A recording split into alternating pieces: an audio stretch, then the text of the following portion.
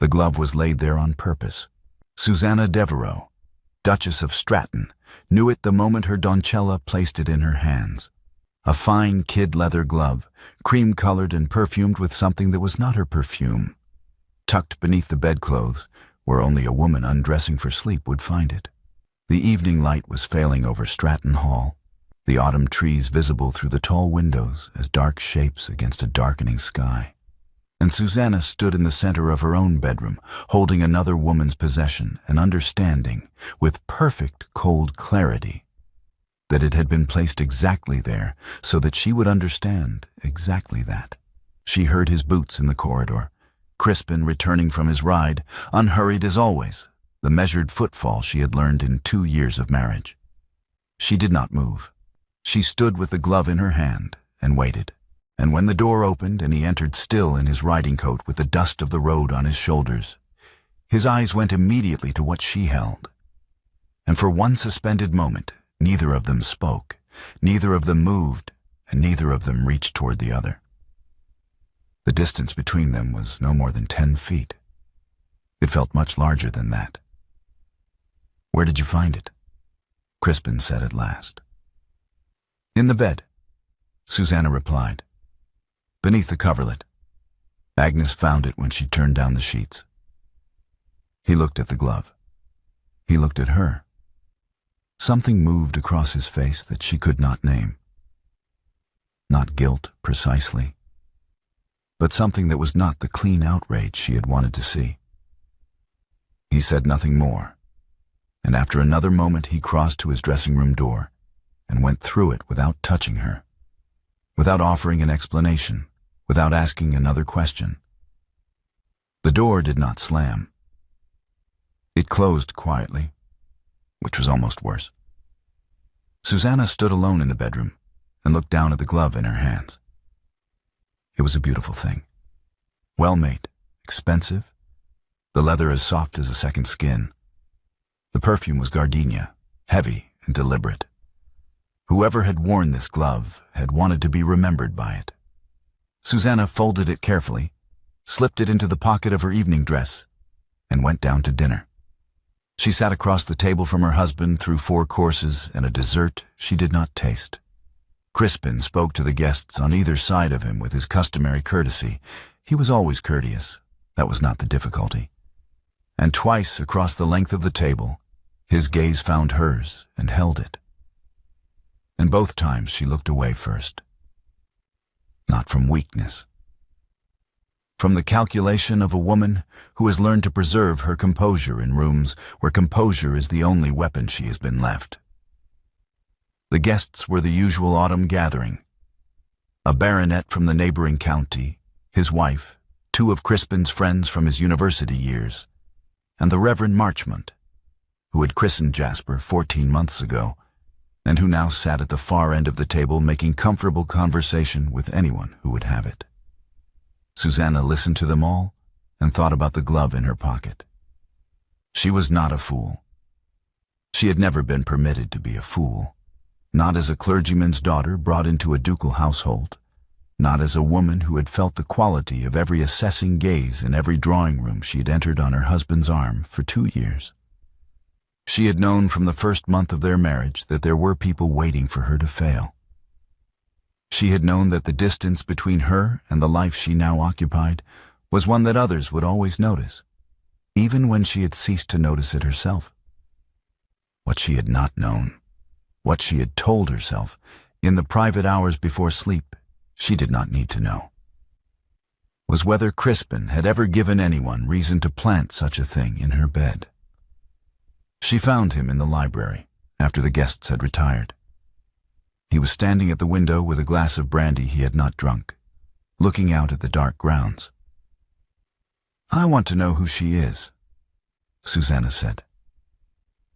"I don't know who she is," Crispin answered. "That glove did not walk into my bedroom by itself." He set the glass down.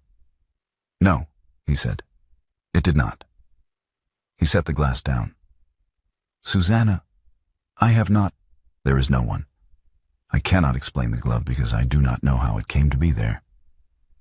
She studied his face.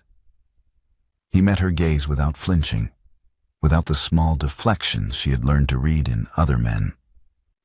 He looked, as he nearly always looked, entirely composed, and that composure was the thing she had never quite known what to do with.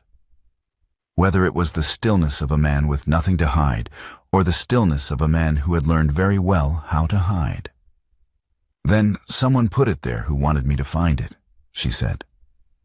Crispin gave a single, quiet nod. "Yes, that seems to be the case." She left him standing there. She did not sleep well, and in the morning the household had begun, very quietly, to murmur. 2 days later, on the afternoon of the gathering in the great hall, 30 guests assembled for the autumn party that Stratton Hall held each October, a tradition that predated Crispin's tenure as Duke and would outlast it. The woman stood up. She had been there since the previous evening, introduced as a friend of a friend, unremarkable in her appearance except for a quality of watchfulness that Susannah had noticed and filed away without yet understanding. She was perhaps 35, elegantly dressed in a gray silk that cost more than most women in the room would spend in a season. And she had spent 2 days doing precisely nothing that could be objected to. Speaking pleasantly to the other guests, admiring the house, eating her dinner with the manners of a woman raised to dine in rooms like this one.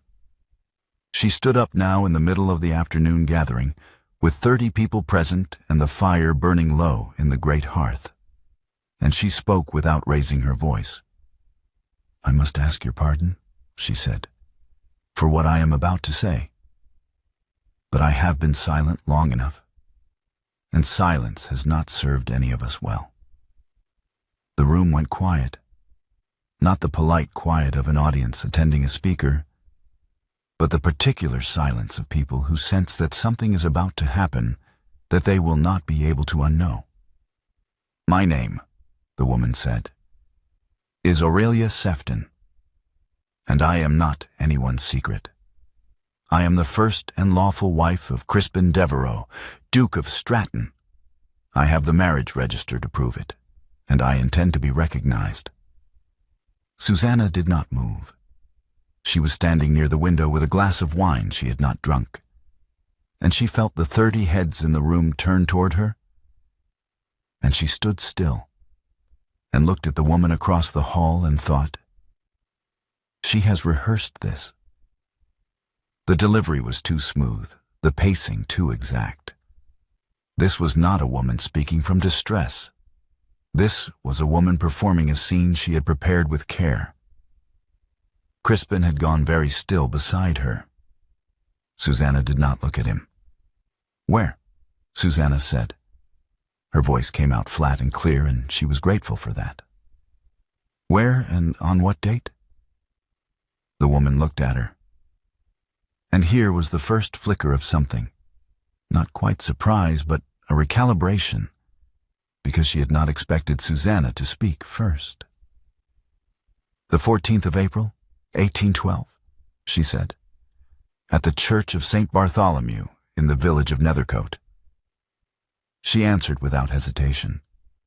She answered with the fluency of someone who had said those words many times in private, before saying them here. The date, the church, the village, all of it delivered with the confidence of a woman who knew exactly what she was saying. And Susannah heard it and thought, "She believes this will hold. She believes this will hold because it was built to hold." For Crispin, standing 2 feet away from his wife in a room that had gone entirely silent, the name was the thing. Aurelia. He had not heard that name spoken aloud in 14 years, and the hearing of it now, in this room, in this woman's mouth, produced in him something that was not grief and was not recognition. It was the cold shock of something private being touched by hands that had no right to it. He knew, with absolute certainty, that he had never stood in a church in Nethercote or anywhere else with this woman. He knew it the way he knew his own name. But he also heard the date, and he heard the village. And he understood that someone had chosen those details with knowledge. Specific knowledge, the kind that did not come from invention. He looked at Susannah. She was not looking at him. She was looking at the woman across the hall with an expression he had seen only once before. On the night she had sat with Jasper through his first bad fever. Not fear exactly, but the face of a woman calculating what the situation required of her and refusing to spend any energy on what it was costing her. She turned from the hall and walked out. Not quickly, not with any appearance of flight.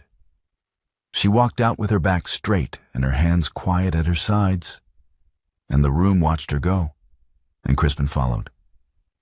In the corridor outside the hall, she stopped. She said, without turning to face him, "She is lying." Crispin said quietly, "Yes, but she is lying well enough to win." Susannah turned then, and he saw that her face had not changed. The calculation was still there, and something beneath it that was harder to look at. That register exists somewhere. She named a specific church. She named a specific date. Someone built this for her, Crispin, and they built it carefully. And I need to know everything you know about how they got the name Aurelia Sefton. He said nothing. The name sat between them in the corridor, like an object neither of them could pick up. "I see," Susannah said quietly. She turned and walked toward the stairs, and Crispin stood in the corridor of his own house and understood, for the first time, the precise dimensions of what his silence had cost. Mr. Pelham arrived at the London townhouse on a grey Tuesday morning, 12 days after the gathering at Stratton Hall. He was a compact, careful man of 60, who had served the Devereux family for 3 decades, and who delivered bad news with the same methodical precision he brought to everything else. He sat across from Susannah in the morning room, with his papers arranged before him, and told her what she already suspected. "The woman calling herself Aurelia Sefton has filed a formal challenge to the validity of your marriage at Doctors' Commons," he said. "A hearing date has been set for the 23rd of November. That is 5 weeks from today." Susannah looked at the papers. "And the basis of the challenge?" "That the Duke of Stratton contracted a valid and binding marriage with one Aurelia Sefton in April of 1812, and that his subsequent marriage to yourself is therefore void under ecclesiastical law." Mr. Pelham paused. "I must tell you plainly, Your Grace, that if the challenge succeeds, the legal consequences extend beyond the marriage itself." "Jasper," Susannah said. "Yes," Mr. Pelham said. "Your son's legitimacy would be called into question. His position as heir would be uncertain." The word uncertain sat in the room. Susannah looked at the window. Rain was beginning against the glass, slow and deliberate, the sound of it filling the silence that Mr. Pelham was too professional to fill with anything else. "What do we need?" she asked. "Evidence that the register is fraudulent. Witnesses who can speak to the Duke's whereabouts in April of 1812. And, if possible, evidence bearing on the identity of the woman making the claim." He gathered his papers. "I would also counsel, Your Grace, that the Duke provide me with any information he holds regarding the true Aurelia Sefton. Whatever he knows of her, her family, her history, it may prove relevant." After Mr. Pelham left, Susannah sat alone in the morning room for a long time. The rain continued against the glass. From upstairs she could hear Jasper's nurse singing to him a low, formless song, the kind that meant he was being walked in circles because he would not sleep. And she listened to it and thought about what it would mean for a 14-month-old boy to carry a word like illegitimate for the rest of his life. Not the word itself. What the word would open and close for him. Every door it would shut. every room it would remove him from, every man who would look at him and see not a person, but a category. She thought about her own father, who had married her mother in a small church in Wiltshire and worked all his life in a modest living, and told his daughter that the only things that could not be taken from her were what she knew and what she was. She thought about how carefully she had held that. That evening, Crispin came to find her in the morning room. She had not moved. The tea she had poured herself had gone cold. "Pelham told me what he told you," Crispin said. Susannah said nothing. "Susannah, I am not accusing you of anything," she said. It came out very precise, very level, each word placed with care. "I want you to understand that. I am not making an accusation." "Then what are you doing?" "I am thinking," she said, "about what it will take to keep our son's name intact. That is what I am doing. If you have something to tell me that is relevant to that question, I would like you to tell me. If you do not, I would prefer to be left alone this evening." Crispin stood in the doorway for a moment. Then he left, and the house settled around her into a cold and waiting quiet. And the rain went on. 3 weeks into the siege of London rumor, the city made its opinion visible. Susannah felt it at the Aldridge assembly, the slight delay before a greeting, the conversations that found reasons to end as she approached, the particular quality of attention that was not warmth but appetite. Lady Cardew made her opinion clearest. She was a tall woman of 55, with the kind of social authority that needed no title to enforce itself. And she had never approved of the Duke of Stratton's choice of wife. And she had been waiting, Susannah suspected, for precisely this kind of opportunity. Susannah was speaking to Mrs. Aldridge about the parish school she funded, a subject she cared about and that gave her solid ground to stand on, when Lady Cardew stepped neatly into the conversation. "I'm sure the school does admirable work," Lady Cardew said pleasantly, addressing Mrs. Aldridge as though Susannah had not been speaking. "Although one imagines the question of who is qualified to direct such an institution will resolve itself in due course." The sentence cut Susannah's voice off mid-word. The implication was precise and deliberate. When your marriage is dissolved and you are no longer a duchess, the school and everything attached to it becomes someone else's concern. It was delivered with a smile. Then Crispin was there.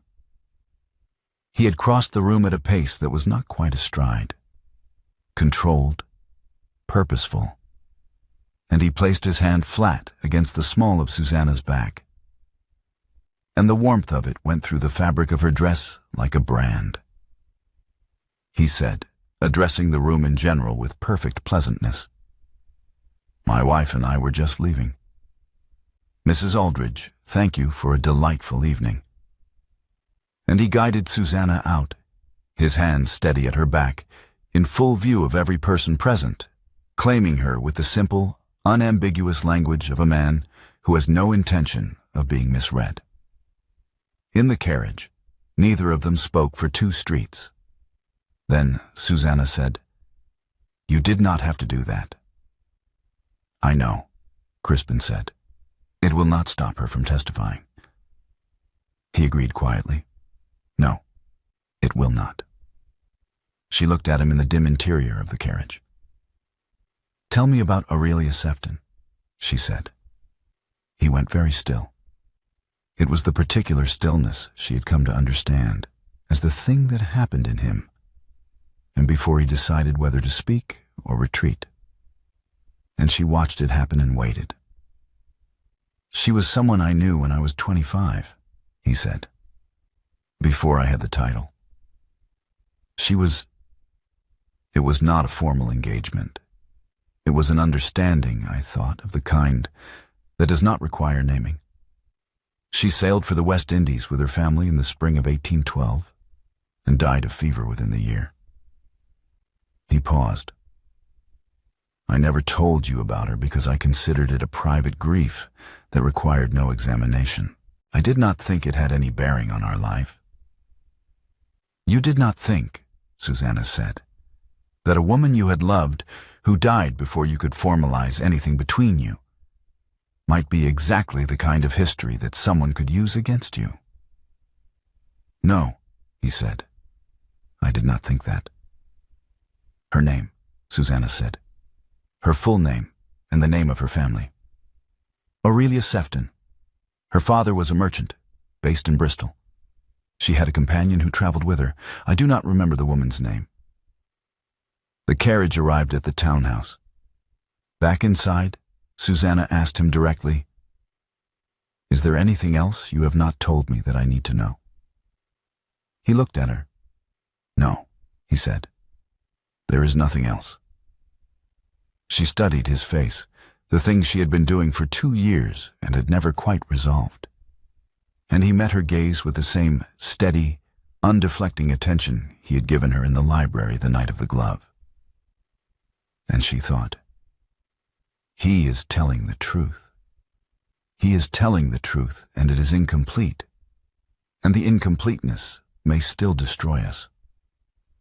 Across the city, in a set of lodgings in Marylebone that were comfortable without being conspicuous, Joan Price sat across a small table from a man who handed her a packet of letters and a miniature portrait in an oval frame. The letters were tied with a ribbon. The miniature showed a young woman with light eyes and a steady expression. She kept everything, the man said. He had a pleasant face and a solicitor's careful manner of speaking, and his name was Ambrose Devereux, and he was the Duke of Stratton's cousin and the next male heir should the marriage and its issue be set aside. The letters, the portrait, the lock of hair in the back of the frame. Aurelia Sefton was a sentimental woman. Joan Price looked at the portrait of the woman she was impersonating. And the woman who nursed her at the end. Dead, Ambrose said. Or so I was told. You have nothing to fear from that direction. He was wrong about that, but he did not know it yet. Susannah hired the carriage herself.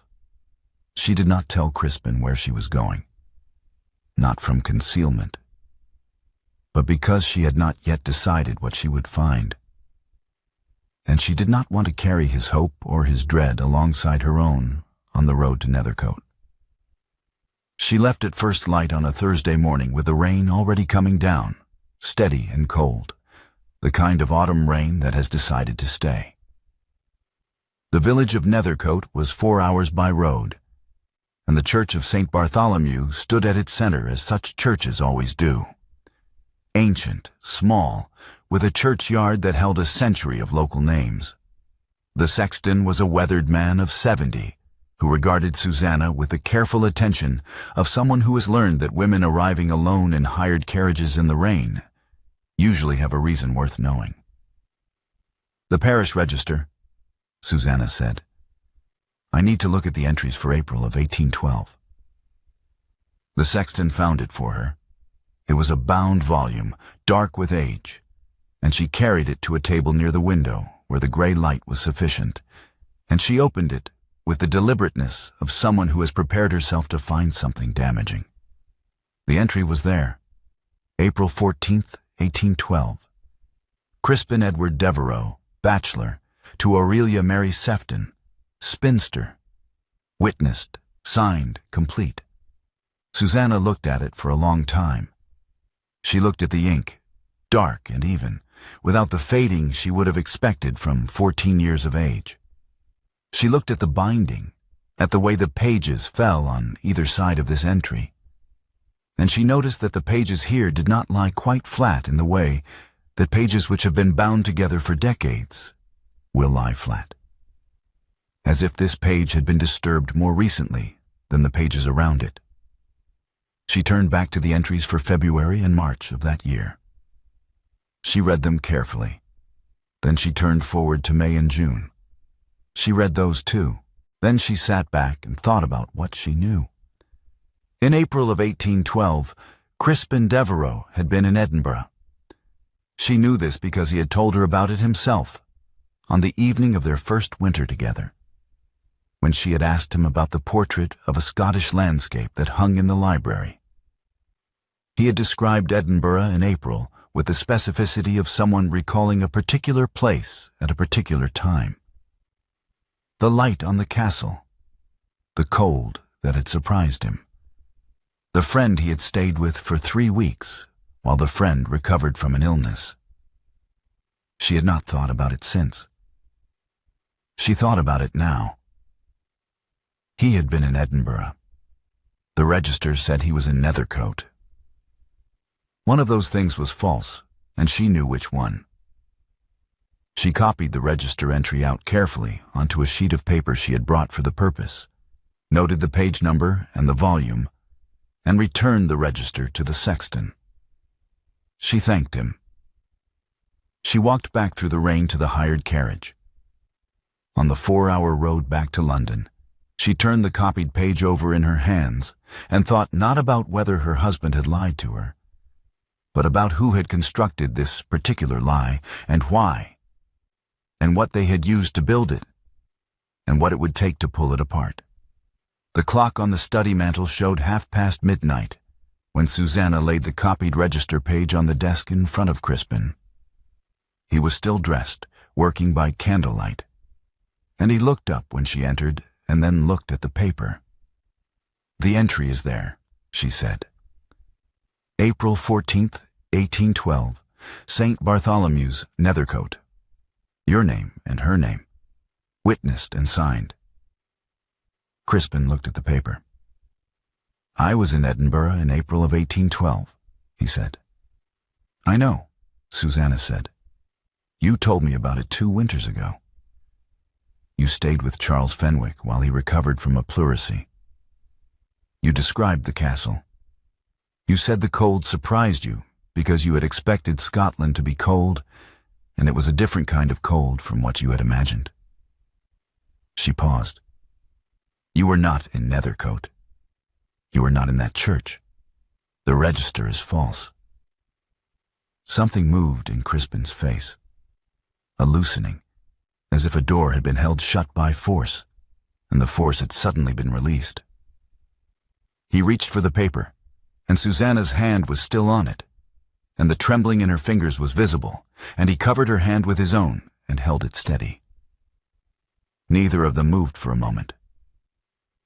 "Tell me about Aurelia," Susannah said. "All of it. Everything you remember. Her family, her companion, the name of the ship she sailed on. I need everything, because I need to understand what they used to build this. And then I need to understand what will unmake it." And so he told her. He told her about a young woman he had loved at 25, before grief and inheritance had made him the man he was now. The brightness of her, the directness, the way she had made him feel that the world was larger than the duties it kept assigning him. He told her about the letter that had come from the West Indies in the autumn of 1812. From her father, written in the flat language of a man reporting a fact, because feeling the fact was not yet possible. He told her that the companion who had traveled with Aurelia had been a woman named Joan. He could not recall the surname, only that she was from somewhere in Shropshire, a practical woman of about 30 who had been engaged as a lady's companion for the voyage. He told her that he had never spoken Aurelia's name to Susannah because he had considered the silence a private courtesy to a private grief, and that he had never once examined whether that silence could be used as a weapon against the woman he had chosen to spend his life with. When he finished, Susannah looked at the copied register page. Then she looked at him. "Joan Price," she said. "That is probably her name. The companion. She had the letters, the portrait, the details, everything she needed to become someone she was not." She sat back.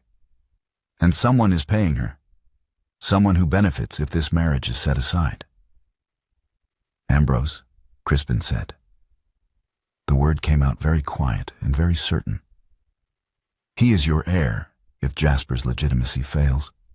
Susannah said. Yes. She folded the copied page. We are going to need the one witness who can identify Joan Price as Joan Price, and not as Aurelia Sefton. Someone who knew the real Aurelia at the end of her life. The companion would know, Crispin said. The companion is the fraud, Susannah said. We need someone else who was there. A nurse, a doctor, a missionary. Someone who was present when Aurelia Sefton died and who can say, this woman before you is not her. She stood. I am going to write to Pelham tonight. We have 5 weeks. We are going to spend them finding that person. She paused at the door and looked back at him. We are doing this together, Crispin. I am not your adversary in this. I know, he said. You should have told me about her, Susannah said, not with accusation, with the plainness of a fact being stated for the record. Yes, Crispin said. I should have. She went to write the letter. He sat at the desk with the candle burning down and the copied register page in front of him and the feeling of her hand under his, still present in his palm like a warmth that had not yet faded. The false register was formally admitted into evidence at Doctors' Commons on the 9th of November. Mr. Pelham reported it to Susannah and Crispin in the townhouse library on a gray afternoon. And he delivered the second piece of news with the same measured care. Lady Cardew had agreed to appear as a witness on behalf of the woman calling herself Aurelia Sefton, and her testimony would address the question of whether Susannah Devereux possessed the character and social standing appropriate to the role of Duchess of Stratton. She will say no, Susannah said. She will say no, Mr. Pelham confirmed, with considerable precision and some supporting detail. Crispin's investigators had been working for 3 weeks. By the 12th of November, they had traced the financial arrangement between Ambrose Devereux and a woman named Joan Price. Payments made through a solicitor in Bristol over the course of 18 months, beginning shortly after Jasper's birth. They had found the name of the ship on which the real Aurelia Sefton and her companion had sailed in 1812. And they had found, through the ship's manifest in the records of a missionary society active in the West Indies, the name of a woman who had nursed the real Aurelia in her final weeks. Mrs. Hannah Aldous, widow of the Reverend Thomas Aldous, who had returned to England 18 months ago and was now resident in Bristol. Mrs. Aldous had been found. She had been interviewed by Crispin's man on the 14th of November. She remembered Aurelia Sefton clearly, the young woman's kindness, her patience, the companion who had sat with her through the worst of it. A practical Shropshire woman named Joan, who had managed the household and kept the letters and wept, Mrs. Aldous said, with what had seemed at the time like genuine grief. Mrs. Aldous could identify Joan Price by sight. She had said so plainly. The problem was the weather. Mrs. Aldous had left Bristol for London on the 16th of November by coastal packet, and the autumn storms had come in behind her. The ship had put into harbor at Lyme Regis and was waiting for the weather to clear. The hearing opened on the 23rd. Mr. Pelham's man in Lyme Regis sent word on the 21st. The storms had not abated. The packet could not sail. She may not arrive in time, Crispin said. She will arrive, Susannah said. Susannah. She will arrive, Susannah said again, with a flatness that was not confidence, but will. The determination of a woman who has run out of alternative plans and is holding this one by force. Send a carriage to Lyme Regis. If the packet cannot sail, bring her overland. The carriage was sent. On the night of the 22nd, the night before the hearing, Jasper developed a fever. It came on quickly, as fevers in small children do. The nurse found him restless at 8 o'clock, burning at 9. and by 10 o'clock, Susannah was in the nursery with the doctor, and Crispin was in the doorway, and the house had taken on the particular quality of stillness that descends when a child is ill. The doctor said what doctors say. The fever was not alarming at this stage. It must be watched through the night. Wet cloths to the forehead and neck, no draughts, someone to sit with him. The nurse went to sleep at midnight. Susannah and Crispin sat on opposite sides of the crib. They did not speak much. There was not much to say that was not already being said by their presence there, on either side of their son, taking turns wringing out the cloths in the basin of cool water and laying them against his small, hot forehead. Jasper slept fitfully, turning his head, making the small sounds that are not quite waking. Twice he opened his eyes and looked at his mother and closed them again. At some point after 3 in the morning, the fever began to break. The quality of his sleep changed, deeper, less restless, the small fists uncurling. Susannah watched it happen and felt something release in her chest that had been clenched since 9 o'clock. She laid a fresh cloth on his forehead and sat back. And the movement was too abrupt, or her body had simply run out of resistance, because she found herself leaning sideways, and the solid warmth at her shoulder was Crispin, who had moved his chair quietly beside hers at some point in the long, dark hours. And she was too tired to straighten herself, and he did not move for a long time. And the room was quiet around them, and the candle burned low, and outside the rain had finally stopped. When she woke, gray light was coming through the curtains. Jasper was sleeping peacefully. Crispin was awake beside her, his shoulders still beneath her head, and he had not moved. Doctors' Commons sat in a court off Knight Rider Street, a building of sufficient gravity to make its purpose felt before anyone inside it had spoken a word. Susannah arrived with Crispin and Mr. Pelham on the morning of the 23rd, and she sat in the appointed place and looked at Joan Price across the room and thought, "I know who you are. The question is whether I can prove it before this room decides it does not matter." Joan Price presented the false register. She did it well. She had the manner of a woman who has been wronged and is claiming only what is rightfully hers, not angry, not performative, simply firm. She handed the document to the advocate, who presented it to the court with the straightforward confidence of a man who believes his evidence is sufficient. The register was examined. The date was read aloud. The signatures were noted.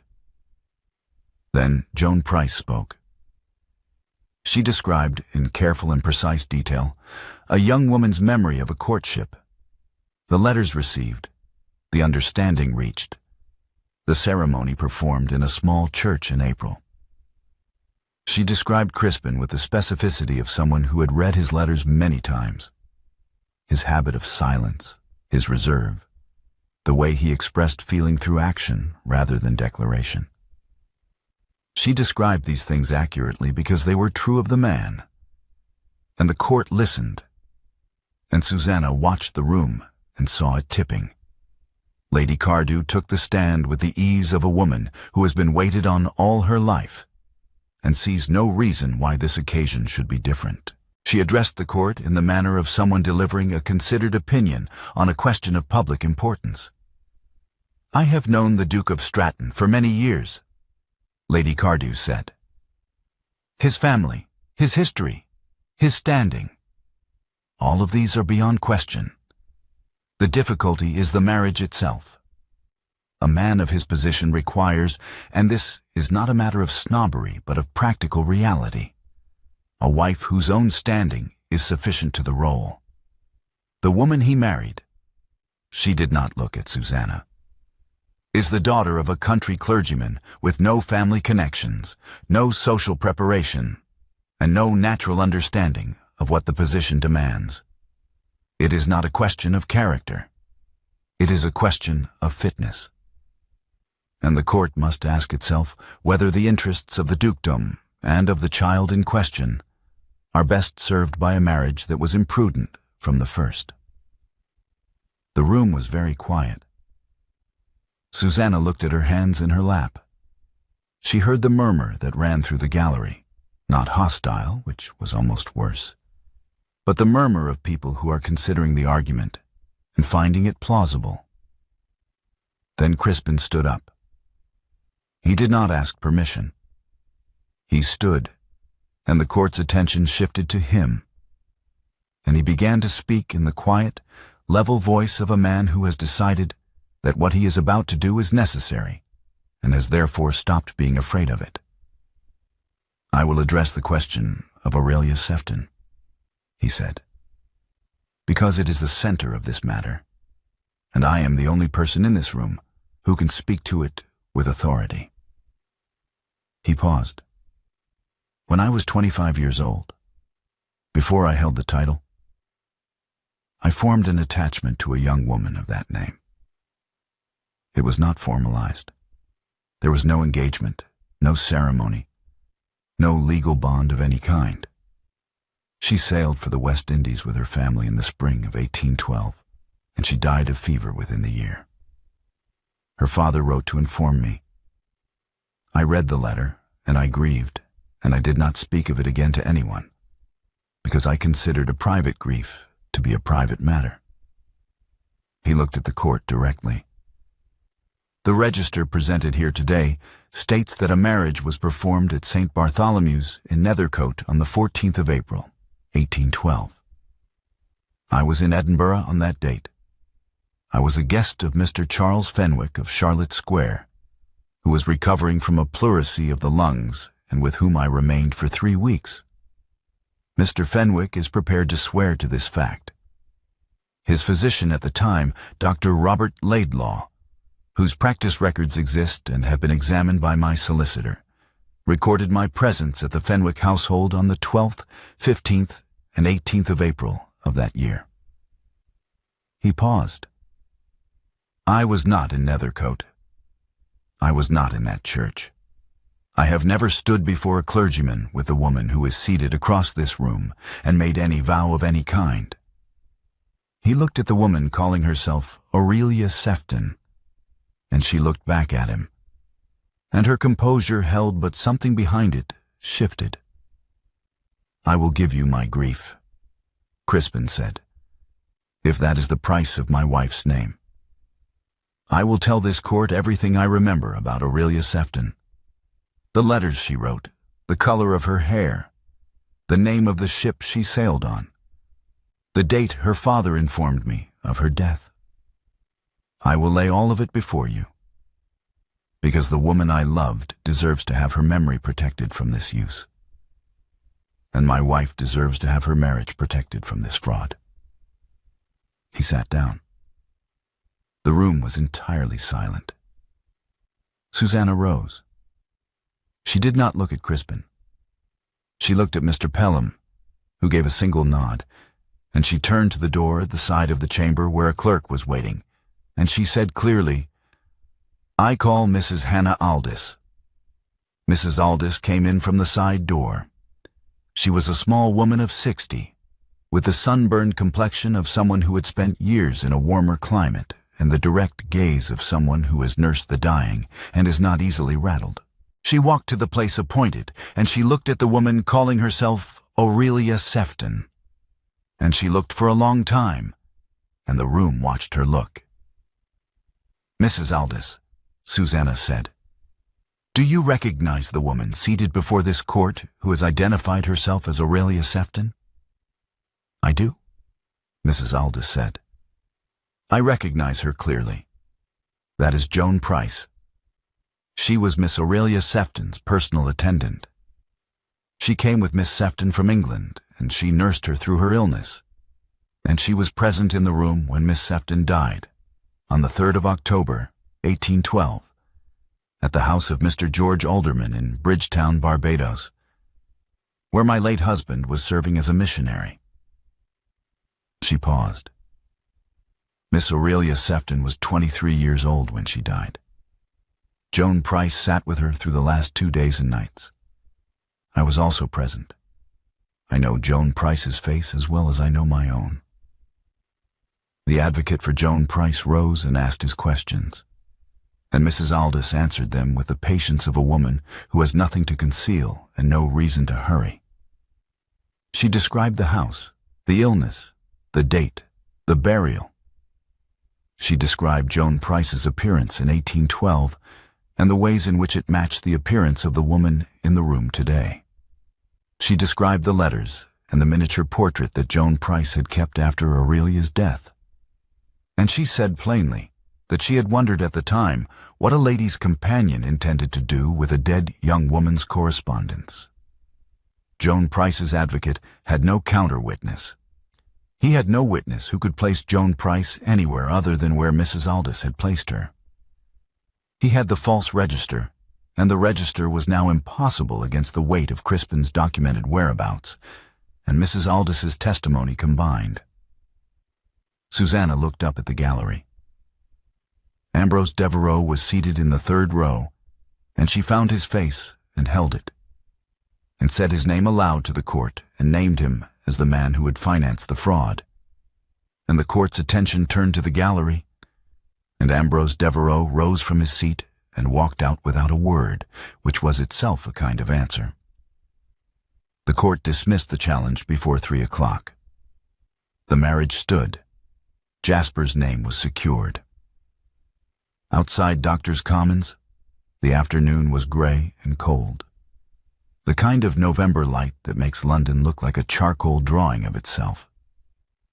Susannah stood on the steps with Crispin beside her and Mr. Pelham a discreet distance away. And the city went on around them. Carriages, voices, the ordinary noise of a world that had not paused for the last 5 weeks of their lives. "The carriage from Lyme Regis," Susannah said. "She arrived this morning. She said the roads were terrible." "I know," Crispin said. "I was there when she arrived." Susannah turned to look at him. "You were there at 4 in the morning?" "I could not sleep," he said. "I went down to wait." She looked at him, really looked at him, in the gray afternoon light, at the face she had been reading carefully and incompletely for 2 years. And she saw in it something she recognized now, that she had stopped looking for evidence of betrayal.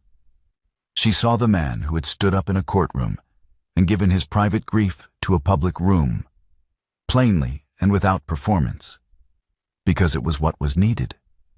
She saw the man who had sat on the other side of their son's crib through a long sick night and had not shifted from her side when she fell asleep against his shoulder.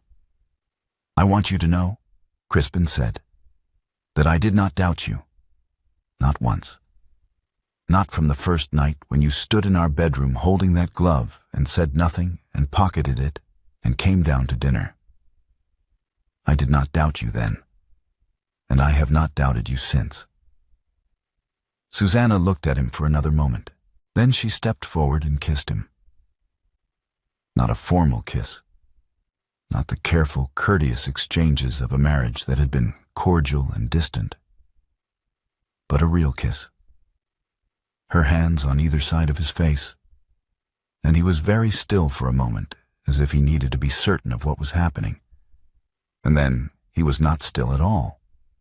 Mr. Pelham, to his considerable credit, found something interesting to examine in the middle distance.